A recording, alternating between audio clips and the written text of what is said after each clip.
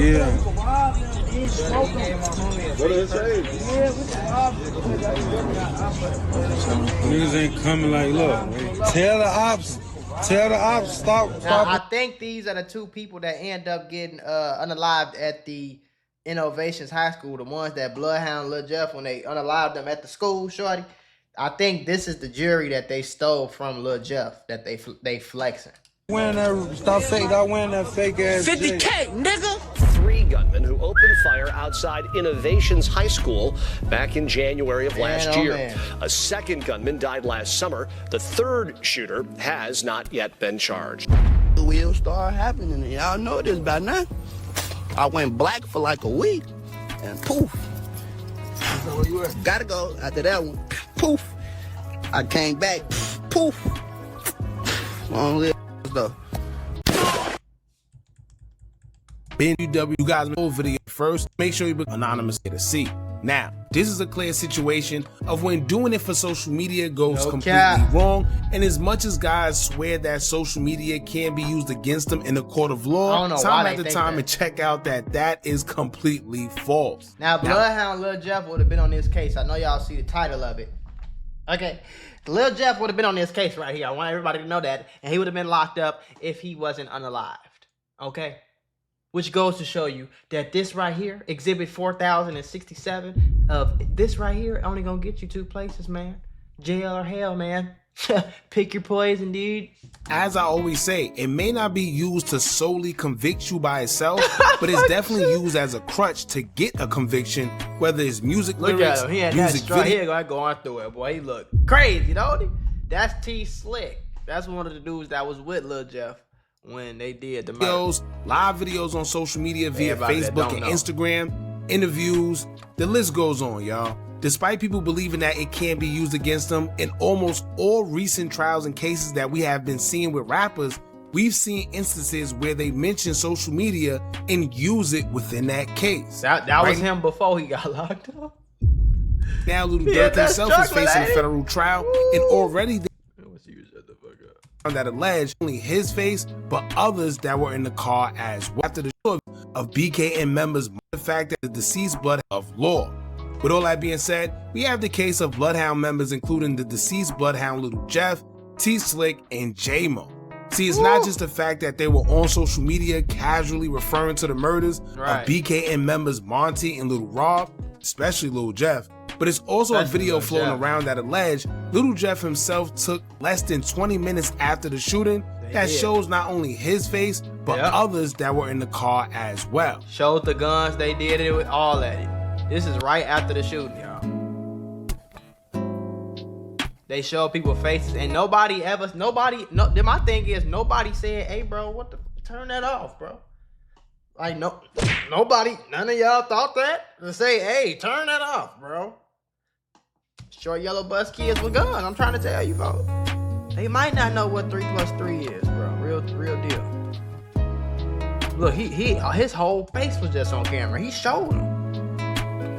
It's like they wanted to go to jail. They're like, put me in jail, please. It makes me a gangster. Please. And if that isn't enough, it's been plenty of lyrics by Bloodhound Lil Jeff and his music hinting towards being one of the suspects within that shooting, and social media trolling hinting to his involvement, including the infamous video where he referenced going black and then poof, people going missing. Right. Wheels start happening, and y'all know this by now. I went black for like a week, and poof. Gotta go after that one. Poof. I came back. Like, poof. you want to be cool so bad, bro. If you just wanted to do what you was doing and you wanted to be a soldier, go be a soldier. Why you gotta record and let everybody know what's going on? Like, you want to be cool so bad, bro. Long live stuff. Now, it all started when, according to rumors and theories, at one point in time, Bloodhound Lil Jeff was actually cool with the victims until a watch was taken. Right. It's alleged that a watch was stolen from Lil Jeff, and Monty, along with Lil Rob, were the ones that took it and would even take to social media to troll Lil Jeff. They troll down. Yeah.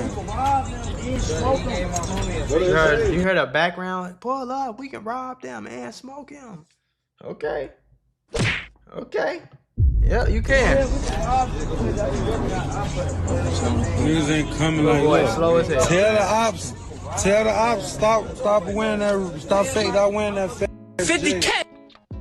Tell the ops stop winning that fake. Trying to tell you. Wanna be big, wanna be clout, wanna be cool. It's so bad. You whack that school.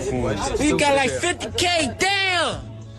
That fake AP they got down there, man. Y'all ain't Fake ass AP. I just turned up party. Fake AP. Y'all live in the projects. Y'all is all broke. That's why this shit is even stupider. Y'all doing this, all this, getting killed to go to jail before you turn 20, and y'all was broke while you doing it. These niggas is not rich. I want you to understand these niggas don't be rich. They don't have, like, what? This is stupid. Do your homework on stupid. Yeah, AP. Some say that same watch is what led up to the tragic double shooting on January 24th, 2024. Then you doing that shit to somebody who you was just cool with, sir. That mean they know where you live. They mean they know what school you go to. That mean they know where you be at. That mean it's stupid. Right? In the 100 block of North Wabash, 1st District. According to a CBS News article detailing the shooting, it is state quote, prosecutors have said Allison Coleman and the third suspect who has since died had a history of disputes with Boston and Williams, who were childhood friends. Allison also, the person who recently died is Lil Jeff, was a classmate of Boston and Williams at Innovations High School in the Loop. After Boston and Williams left school on their lunch break on January 26, 2025, as they were walking in front of the elevators of the Washington Wabash station. That's crazy. I want y'all to understand that that is in the middle of downtown, like, and that is a very busy walk area. Like, it's right on State Street. You know what I'm saying? Like, that is a very busy area, gang. It's a very busy area up under them train tracks. It's restaurants over there not too far. Chicago Theater not too far. Like, it's places to shop right across the street. It's jobs and businesses going on and real downtown workers and stuff. Like, it's not no hood. It's not no corner block alleyway. Like, these motherfuckers did this in the middle of downtown. Coleman, Allison, and the third accomplice, all wearing masks, pulled up in an Infiniti SUV, got out of the car, and opened fire, according to prosecutors. The three gunmen kept shooting for about 15 seconds as bystanders ran for cover, and the two victims collapsed to the ground. Both Boston and Williams were taken to the Northwestern Memorial Hospital, where they were pronounced dead. After the shooting, the three gunmen got back into the Infiniti and drove off, making their way to South Suburban Calumet City in Dalton. Prosecutors say the Infiniti had been stolen from the parking garage at the University of Chicago 4 days earlier, and the license plate had been replaced with one stolen from another vehicle at a University of Chicago Medical Center parking. So they stole a car. They stole a car from the university. A lot of the niggas go to the Hyde Park. Like, Hyde Park is like kind of like where I'm from or whatever. But where I'm talking about is a little minute away. But the University of Chicago is a lot of kids that go there, and it's like right in the middle of the hood. So a lot of them get robbed and shit like that. So they stole a car from the parking garage, an Infiniti, right? And then they switched the license plate with another Infiniti, another car that they stole from the University of Chicago Medical Center parking garage, which is the same campus. 2 days before the shoot. Garage 2 days before the shooting. Detectives later got a tip naming the now dead suspect as one of the shooters and pointing police to an Instagram video of the three gunmen riding in an Infiniti. You ever had one of them days where everything seems to go wrong? I mean, you're just trying to grab a cup of coffee and BAM! You're tangled in a pile of boxes because the shelf was broken. And just like that, I realized sometimes accidents at work are more than just funny stories. They can actually change everything. Trying to handle a workplace injury on your own, it's like trying to fix the broken shelf yourself. More chaos, more headaches, and it's no guarantee that you'll get what you deserve. You got paperwork, insurance calls, and someone always telling you to wait. It's enough to make you wish you had a secret weapon. But here's the thing, there's a team of people that fights for people just like you. For over 35 years, Morgan & Morgan, America's largest injury law firm, has been winning cases when everybody else said it couldn't be done. In Florida, Someone got $12 million after a work accident, even though the insurance was ready to offer just $350,000. In Pennsylvania, a worker was awarded $26 million, which was 40 times the initial offer.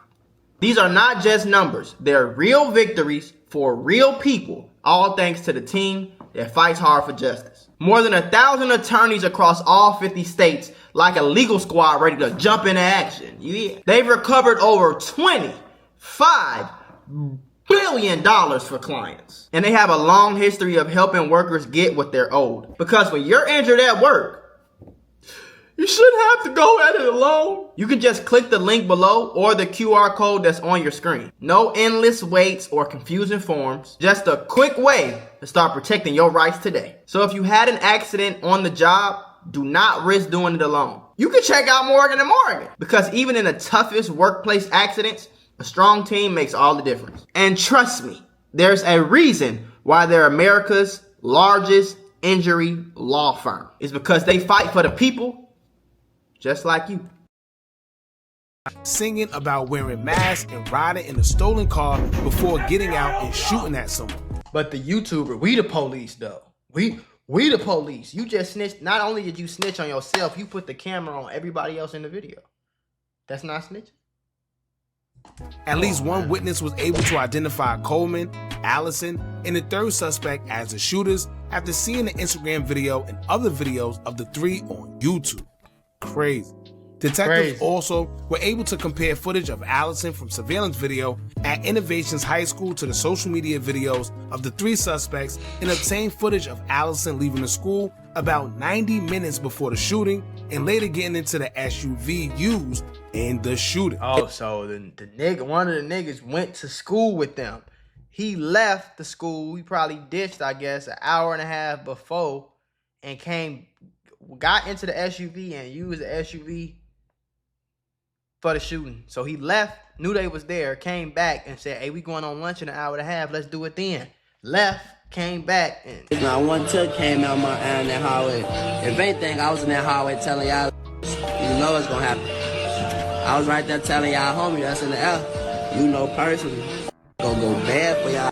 That's my big grandma. He talking about in the hallway after they robbed him for the watches. He was like, y'all know what's gonna happen. Go bad. Tell them come back or it's gonna go bad. Now look, we really put in the third. Let your grade nigga, yeah, hurt the worst. He tough as hell, put his ass on my neck. Oh shit! These little boys slow as hell, boy. This is ridiculous. It's scary to be this. Like, this made sense to you in your head. That's scary. And the strange even just me and Lil Joe. Then his homie TSlick got in the car in the camera to be like, yeah. Instead of being like, hey bro, shut the fuck up before we go to jail for this shit. I'm gonna tell you right now, Lil Jeff ain't coming back. TSlick and other dude, whatever, Allison, whatever fuck the name is, they ain't coming home ever. It's over with. Do your homework. Ladies and gentlemen, we got him. Ice. I'm just saying. Got a funeral to attend to. That's how y'all know I'm in tour with kids. His best friend just died, and look what he. Now to summarize everything, Allison, aka J-Mo, is cooked. Right? Like if anybody is cooked throughout this whole situation, it's him. It'll be J-Mo. Because he left. Aside from J-Mo being the most boldest and ironic out of them all, being that he literally left school just to come back to do a drill in it, they literally got him on surveillance, leaving the school, getting into the same vehicle used in the shooting. Oh my God. Oh, the nigga, I didn't even know that part. He left school. I want everybody that's not keeping score, okay? He left school. And when he left, he got picked up in the same car that they used for the murder an hour and a half later. Oh shit! Stop it. Get some help. How slow do you gotta be? And he was also pointed out within the video that Little Jeff took minutes after the shooting took place. Now, for the life of me, I always tell y'all, I don't know why these guys decide they want to put incriminating things on YouTube. Tried to turn me down, but they turned me up. I graduated. Oh my God. Or social media, period. But this... I know you heard that they said I did, but I did worse. 1, 2, 3, 4, 5, 6, 7, 8, 9, 10. Right here goes beyond incriminating. However, it wasn't just incriminating, but it ultimately came back to bite. You understand that he probably typed that. He said, "Oh yeah, I'm finna get him. Ooh, let me go to emojis. Let me look. Let me look for hats. Let's type in hats. Oh yeah, I'm gonna use all of these hats. Yeah. Post. Oh, they gonna really know I'm a street nigga now. Like, bruh. It's just stupid.